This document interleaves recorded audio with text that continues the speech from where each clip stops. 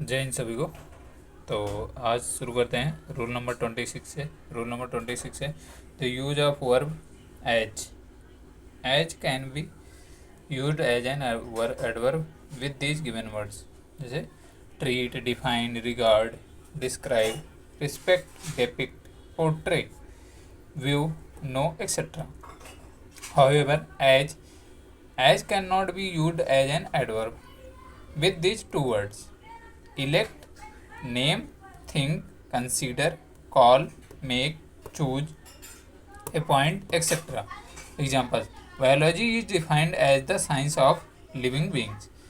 He regarded as God in India. She described Gary as shy. His latest film is described as a romantic comedy. अब आगे बात करते हैं।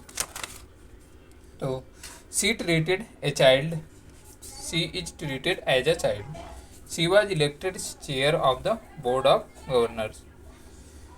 ही has just been appointed director of the publishing division.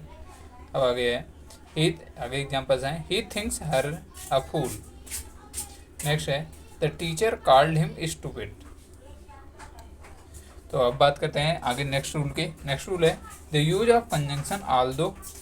Although meaning होता है in spite of something, के स्थान पर कोई चीज़ कुछ। इस सबॉर्डिनेटिंग कंजंक्शन, ये सबॉर्डिनेटिंग कंजंक्शन है। This means that the clause which is introduces is a subordinate clause which needs a main clause, जिसको मेन क्लॉज की जरूरत होती है to make it complete. Sometimes although as a subordinate clause, sometimes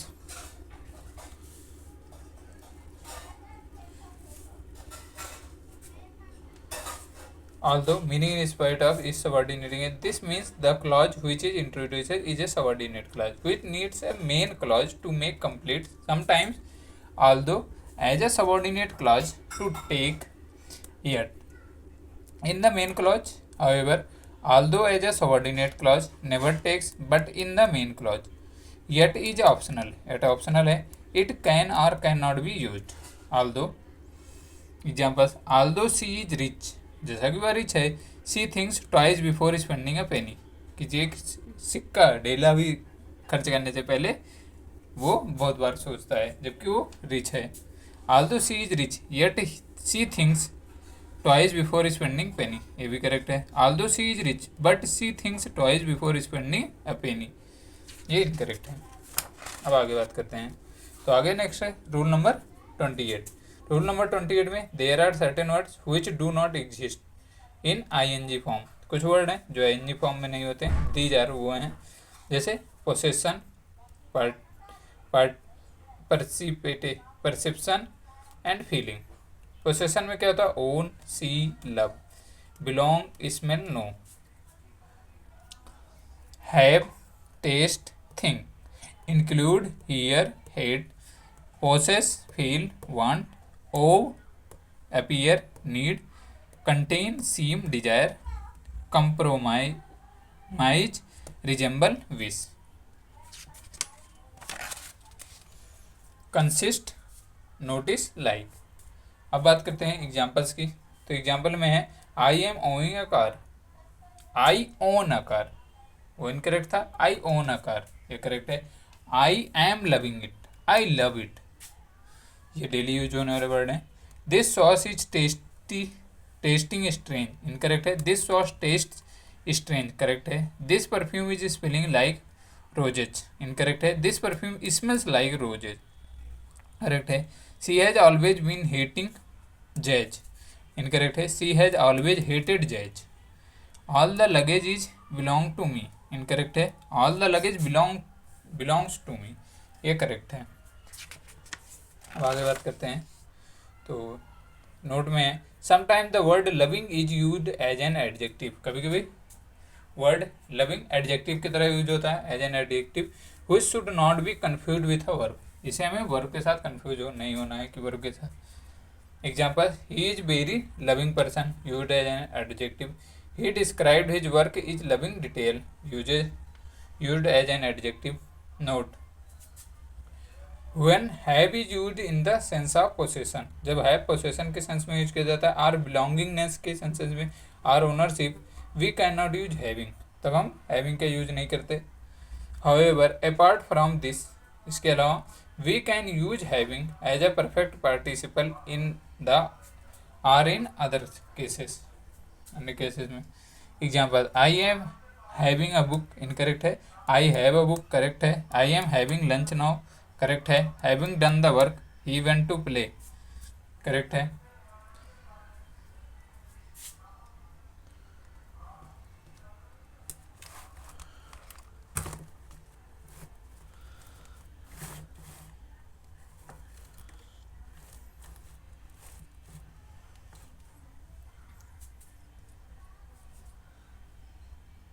to play correct है। In sentences have denotes possession, so we can not use having and it should be replaced by have as rightly done in sentence second, जो second sentence में किया गया है। In sentence third and fourth have is not used in the sense of possession और belongingness are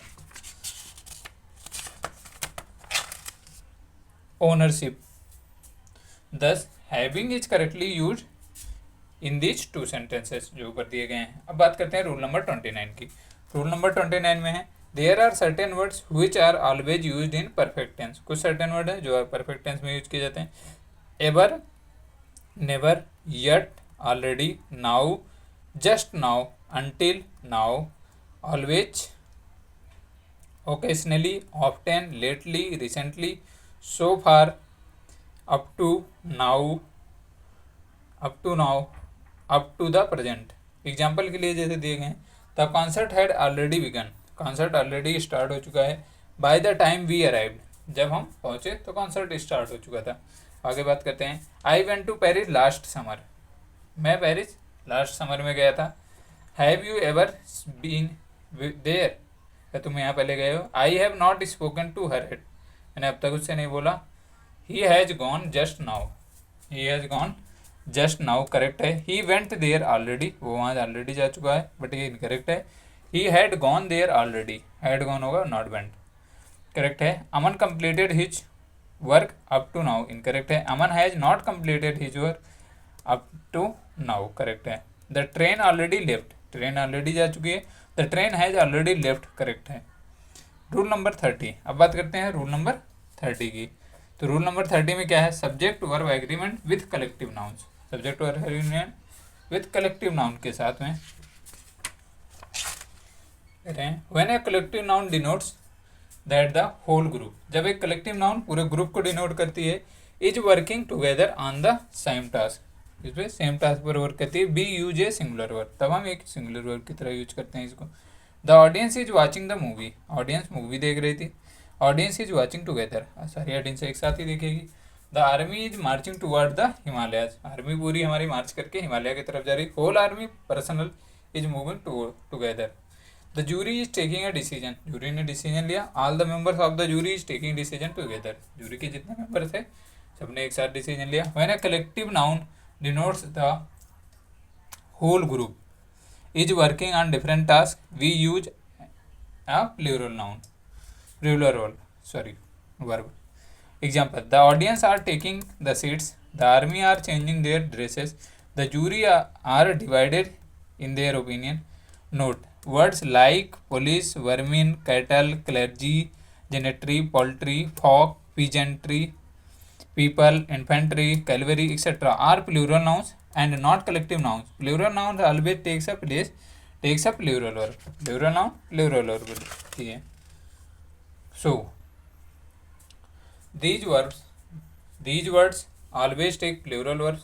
Example, the police are investigating in the case. Cattle are wandering in the farm. People want to attain all worldly pleasant. Note, sometimes the word people is used in the meaning of a country instead of persons. In that case, we use singular verb. Singular verb में use करेंगे. Peoples means countries or people belonging to different nationalities. Peoples in that case is correct. तो ये था आज का पूरा 120 rules of grammar का rule number 26 to 30।